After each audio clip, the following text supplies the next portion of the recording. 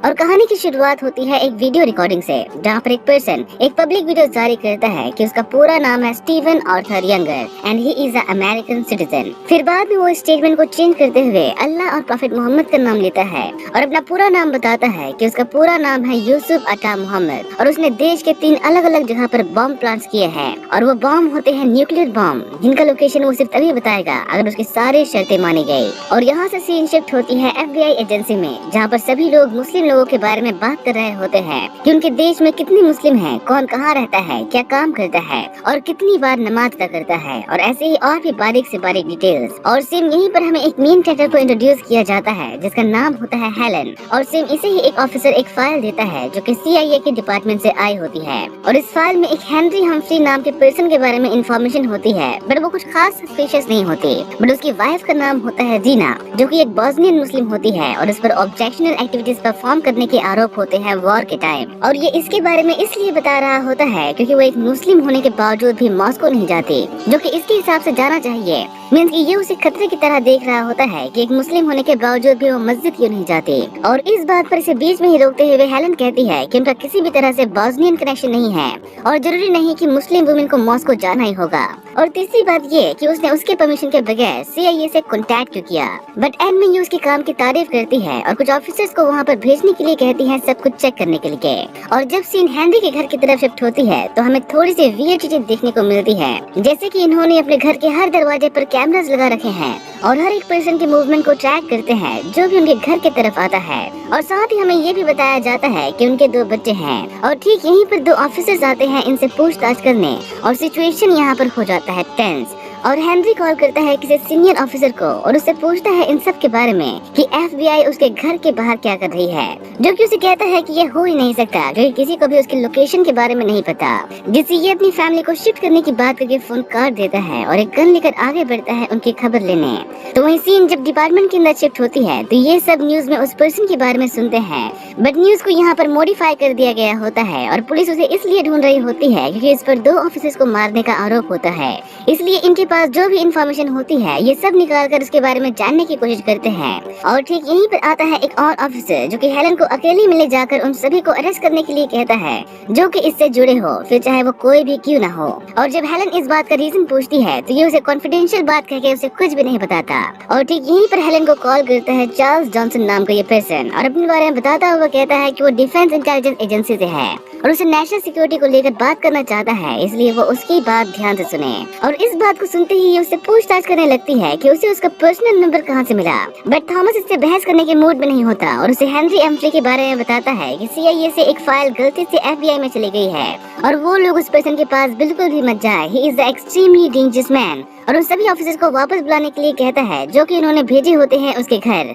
और ठीक ऐसा करने के लिए जब ये लोग उन्हें कॉल लगाते हैं तो उनका कॉल नहीं लगता और इसलिए हेलन कुछ ऑफिसर्स को वहाँ पर जाने के लिए कहती है जो कि वहाँ पर डेफिनेटली खाली हाथ तो नहीं जाते। और दरवाजे को खुला देखकर जब एक ऑफिसर हेनरी को बाहर आने के लिए कहता है तो वो इन सबको अपना बैग दिखाने के लिए कहता है और जब उसे पूरा यकीन हो जाता है तो वो गन में सेफ्टी लॉक लगाकर बाहर आता है और ठीक इन्हीं पर भड़कता है कि किस पागल ने उन्हें यहाँ पर भेजा, जो कि उसे यहाँ से अरेस्ट करके अपने साथ ले जाते हैं। जहाँ पर हेलन जब इससे पूछताछ करने की कोशिश करती है तो ये उन्हें कुछ भी नहीं बताता, इवन कि इसका हेनरी वाला नाम भी नकली होता है, जिसका रीजन हमें कुछ ही देर में पता चल जाता है जब DIA और FBI के टॉप ऑफिसर्स आते हैं इसे छुड़ाने। और ये जॉनसन नाम का पर्सन इसे बताता है कि ये पर्सन एक टारगेट है जिसकी आइडेंटिटी इस देश के लिए काफी इम्पोर्टेंट है, बट साथ ही इसी की वजह से कुछ लोग इसे मारना भी चाहते हैं और अगर ये चाहता तो ये तुम्हारे सभी ऑफिसर्स को मार सकता था अपने घर में जाने के लिए। और ऐसे ही और भी बातें करता हुआ वो चला जाता है यहाँ से, जिससे हेलन अपने सीनियर से पूछती है कि ये सब क्या हो रहा है, जो कि उसे बताता है कि ये सब एक नेशनल सिक्योरिटी का मामला है और उन्हें यहाँ से सेंट्रल कमांड में शिफ्ट किया जा रहा है एक ऐसी जगह पर जिसके बारे में कोई भी नहीं जानता और सिक्योरिटी रीजन की वजह से वो उसे कुछ बता भी नहीं सकता कि वो जगह कहाँ पर है। और रात के अंधेरे में ये लोग एक जगह पर जाते हैं जहाँ पर आर्मी के हाई रैंक ऑफिसर्स होते हैं, जिनमें से एक पर्सन हेलन को अपने साथ एक इन्वेस्टिगेशन पर काम करने के लिए कहता है। और ये लोग किसी भी डिपार्टमेंट से नहीं होते बल्कि इनका डायरेक्ट कॉन्टैक्ट होता है प्रेसिडेंट से और इसलिए इनका कोई नाम नहीं होता, कोई इन्फॉर्मेशन नहीं होती और ना ही कोई रिकॉर्ड होती है। और ठीक यहीं पर ये लोग भी होते हैं जिन्हें स्पेशली इस केस के लिए बुलाया गया होता है और अंदर ले जाकर इन्हें वो वीडियो दिखाई जाती है जिसमें वो पर्सन न्यूक्लियर बॉम्ब को 3 अलग अलग अलग जगह पर प्लान करता है, जो कि ठीक 6 दिन में फटने वाली होती है वीडियो बनाने के टाइम से। मींस कि इनके पास 4 दिन से भी कम का टाइम होता है उन लोकेशंस को ढूंढने के लिए, और इन 2 दिनों में उन्होंने वो सारी इन्फॉर्मेशन इकट्ठी कर ली होती है जो कि इन्हें चाहिए होता है। जैसे कि वो पर्सन इन्हीं का एक मेंबर था जो कि बॉम्ब डिस्पोजिंग टीम में था, और साथ ही वो न्यूक्लियर वेपन के बारे में भी जानता था, और उसने कैसे कब कहां से वो सारे रॉ मटेरियल्स लाए होंगे जिनका यूज करके उसने वो न्यूक्लियर बॉम्ब बनाया होगा, और ऐसे ही और भी बहुत सारे इन्फॉर्मेशन। और इनके हिसाब से अगर वो सारे बॉम्ब फटे तो 80 से 90 लाख लोगों की जान जाएगी, और इसलिए इन्हें जो भी करना होगा जल्दी करना होगा ताकि वो उन बॉम्ब की लोकेशन को ढूंढ सके। जिससे हेलन उस यूसुफ को पकड़ने की बात करती है कि अगर वो उसे ढूंढ लेंगे तो उन्हें सारे बॉम्ब की लोकेशन पता चल जाएगी, जिसके लिए ये कहते हैं कि उसे नहीं बल्कि उन लोकेशन को ढूंढने के लिए उन्हें यहाँ पर बुलाया गया है, क्योंकि इन्होंने ऑलरेडी उस पर्सन को पकड़ लिया होता है 24 घंटे पहले, जिसने ना तो इनके सामने अपनी कोई डिमांड रखी होती है और ना ही तब से कुछ बोला होता है। और इसलिए उसको मॉनिटर करने के लिए देश के सबसे best psychologist, sign language expert, न्यूक स्पेशलिस्ट और ऐसे ही और भी लोगों को बुलाया गया होता है ताकि इन्हें कोई भी हिंट मिल सके उसके बारे में। जिसके लिए जब हेलन कहती है कि इसकी परमिशन किसने दी, तो ये सब कुछ नियम के अनुसार करने की बात करते हैं कि उन्होंने उसे किसी भी तरह से टॉर्चर नहीं किया, बस उस पर ठंडा गर्म पानी डालकर उसे मेंटली कमजोर करने की कोशिश कर रहे हैं। जिसके लिए हेनरी कहता है कि उनका ये तरीका किसी भी तरह से उनके काम नहीं आएगा, और उसके बाद ये हेलन से पूछता है कि क्या वो उससे बात करना चाहेगी, और अंदर जाकर ये एक ऑफिसर को मारने लग जाता है बिना किसी वजह के। और जब उसे बाहर निकाला जाता है तो वो हेलन को इशारा करता है अंदर जाने के लिए, जो कि बिना किसी की भी बात सुने सीधा अंदर चली जाती है उससे पूछताछ करने, और उसका भरोसा जीतने की कोशिश करती है कि ये सब इल्लीगल है और वो उसे यहाँ से सेफली ले जाएगी, और ऐसे ही और भी बहुत सारी बातें। जिसको सुनकर यूसुफ कहता है कि ये सब लीगल है और तुम्हें इसका रीजन बहुत ही अच्छे से पता है, और ये उसे कुछ भी ऐसा नहीं बताता जो कि उसके काम आए। और यहाँ से कहानी काफी ज्यादा इंटेंस होने वाली है। So let me just introduce the main character of this story, जिसका कोड नेम होता है एच, और ये एच होता है एक टॉर्चर स्पेशलिस्ट, जिसको यहाँ पर इसलिए बुलाया गया होता है ताकि वो किसी भी तरह से उससे उस बॉम्ब का पता निकाल सके, क्योंकि यहाँ पर बात न्यूक्लियर बॉम्ब की होती है जिसके फटने पर लाखों लोगों की जान जाएगी, and they are running out of time. इसलिए एच भी इनसे कहता है कि उसके काम करने का तरीका अलग है, अगर उन्हें रिजल्ट चाहिए तो वो उसे डिस्टर्ब नहीं कर सकते, फिर चाहे उस चेम्बर के अंदर कुछ भी हो। और ये हेल्प के लिए हेलन को अपने साथ रखने की बात करता है, इसलिए नहीं क्योंकि उसे उसकी हेल्प चाहिए, बल्कि ये उसे अपनी सिक्योरिटी के लिए अपने साथ रखता है ताकि वो लोग उसे मार न दे। और इस बात का रीजन हमें जल्दी ही पता चल जाता है जब ये अंदर जाते ही उस पर्सन की उंगलियां काटने लग जाता है एक कुल्हाड़ी से, जिसे देखकर उसे इमीडिएटली वहाँ से बाहर निकाल दिया जाता है। और इन सब के लिए हेलन भी इस पर भड़कती है कि वो इन सब की पार्ट तो कतई नहीं बनेगी। और जब आर्मी ऑफिसर उसे रोकते हैं तो एच उनके सीनियर से बात करता है कि अगर उन्हें रिजल्ट चाहिए तो वो उसके काम में दखल अंदाजी नहीं कर सकते, और इसलिए ये भी उसे वो सब कुछ करने देता है ताकि वो उसे बॉम्ब की लोकेशन निकलवा सके। और इस बार तो अंदर जाकर ये उसके प्राइवेट पार्ट्स को ही काटने लग जाता है, जिसे देखकर इन सब की आंखें फटी की फटी रह जाती है। स्पेशली हेलन तो यहाँ पर ह्यूमन राइट्स और जिनेवा कन्वेंशन की बात करने लगती है कि वो इस तरह से उसे टॉर्चर नहीं कर सकते, और उसे रोकने के लिए तो वो अपने सीनियर के पास भी जाती है जो कि स्टार्टिंग में इसे समझाने की कोशिश करता है, बट जब वो फिर भी नहीं मानती तो वो इस पर अपनी सारी भड़ास निकाल देता है कि यहाँ पर पूरे देश के लोगों की जान खतरे में है और उसे एक टेररिस्ट की जान की पड़ी है। इसलिए ये भी एक तरह से मजबूर हो जाती है सब कुछ अपनी आंखों से देखने के लिए। और जब तंग आकर एच से बात करती है तो वो उसे बताता है कि ये सब उसके सिर्फ एक प्लान का हिस्सा है। हजारों सालों से लोग ऐसे ही टॉर्चर करके अपने दुश्मनों से सच उगलवाते आए हैं, या तो वो उसका साथ दे सकती है या फिर वो उसके रास्ते में न आए। और यहाँ पर इन दोनों के ही बीच में बहस होने लगती है कि अगर इस तरह से वो उसे कुछ बताएगा भी तो वो बात पूरी तरह से सच नहीं होगी। और इसीलिए एच उसे प्यार से समझाने के लिए कहता है कि वो उसे मेंटली कमजोर करके उसे बॉम्ब का लोकेशन निकलवा ले।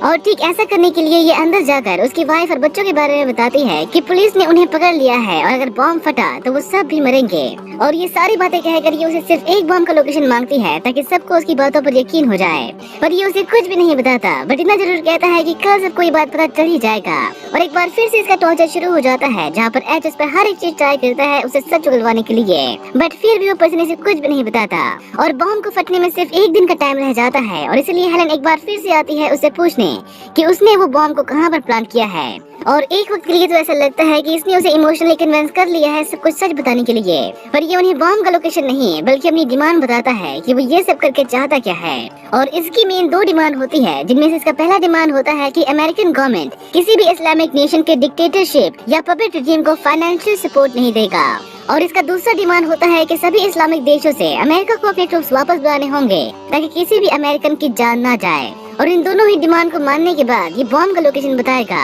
और इन दोनों ही डिमांड को अगर आप ध्यान से देखें तो ये अमेरिकन के ही फेवर में होता है, क्योंकि पैसे ना देकर अमेरिका अपने पैसे बचा सकता है और अपने सैनिकों को वापस बुलाने पर किसी अमेरिकन की मौत भी नहीं होगी। पर एक टेररिस्ट अमेरिका की भलाई क्यों सोचेगा? उसे तो अपने लिए पैसों की डिमांड करनी चाहिए, है कि नहीं? यहाँ पर हमें इस कहानी का मेन मैसेज समझ में आता है। दरअसल अमेरिका एक कपटी देश है जिसकी नजर जिस भी देश पर पड़ती है वहाँ पर तबाही के अलावा कुछ भी नहीं होता। और अगर हम इस मूवी से निकलकर रियलिटी की बात करें तो इन फोटोज में आप देख सकते हैं कि अमेरिका के ट्रूप्स भेजने के बाद इन मुस्लिम नेशन का क्या हाल हुआ। अमेरिका भले ही पूरी दुनिया में शांति का ढिंढोरा पीटे, बट इसकी रियलिटी कुछ और ही कहती है। और मैं चाहता हूँ कि इस वीडियो के खत्म होने के बाद आप भी इन सब के बारे में डिटेल में जाने, ताकि अमेरिका का असली चेहरा आप देख सके। अभी के लिए तो ये सब इस टॉपिक पर बात कर रहे होते हैं कि उसकी बात मानने में कोई भी बुराई नहीं है, बल्कि उनका फायदा ही है कि किसी भी अमेरिकन की जंग में मौत नहीं होगी। बट ये लोग उसकी बात नहीं मानते, क्योंकि ये सब कुछ करने पर उनका फॉरेन रिलेशन खराब हो जाएगा। और इसलिए ये उसे सच उगलवाने के लिए एज को फोर्स करते हैं, उसे और भी ज्यादा टॉर्चर करने के लिए,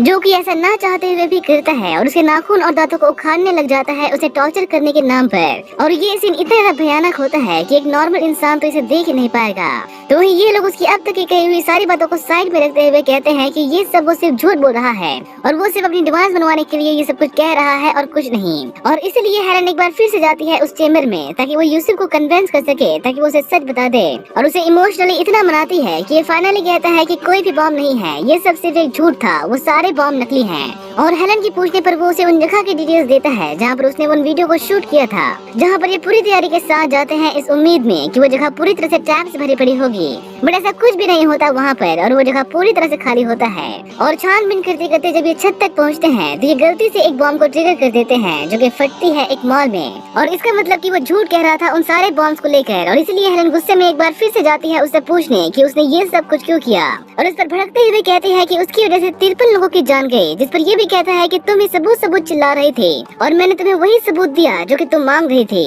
और रही बात उन 53 लोगों की, तो क्या मैं उनके मरने पर आंसू बहाऊं? तुम्हारे सोल्जर्स हर दिन इससे दुगने लोगों को मेरे देश में मारते हैं, उसका कोई जवाब है तुम्हारे पास? और ये सारी बातें सुनकर हेलन सुन पड़ जाती है, क्योंकि ये सारी बातें सच होती हैं, उसकी हर एक कही हुई बात पूरी तरह से सच। और कहानी यहाँ से शिफ्ट होती है शुक्रवार के दिन, जब वो सारे बॉम्ब फटने वाले होती है ठीक 12 बजे। इसलिए उनकी लोकेशन निकलवाने के लिए एच को फोर्स किया जाता है, जो कि बहुत ज्यादा डिप्रेस हो गया होता है ये सब करके। बट ये लोग उसे बस फोर्स किए जा रहे होते हैं उसे और भी टॉर्चर करने के लिए, ताकि वो सच उगल दे। इसलिए एच हर वो चीज करता है जिसके बारे में कोई सोचना भी नहीं चाहेगा। और जब इनके हाथ यूसुफ की फैमिली लगती है तो उसकी वाइफ को लेकर जाया जाता है ठीक उसी चेम्बर में, और ठीक उसी के सामने बैठाकर उसे पूछताछ करते हैं बॉम्ब कहाँ है। और जब ये फिर भी सच नहीं बताता तो एच उसकी वाइफ को टॉर्चर करने के लिए एक चाकू उठा लेता है, जिसे ऐसा करता देख सभी लोग उसके रास्ते में आ जाते हैं कि वो उसकी वाइफ को टॉर्चर नहीं कर सकता।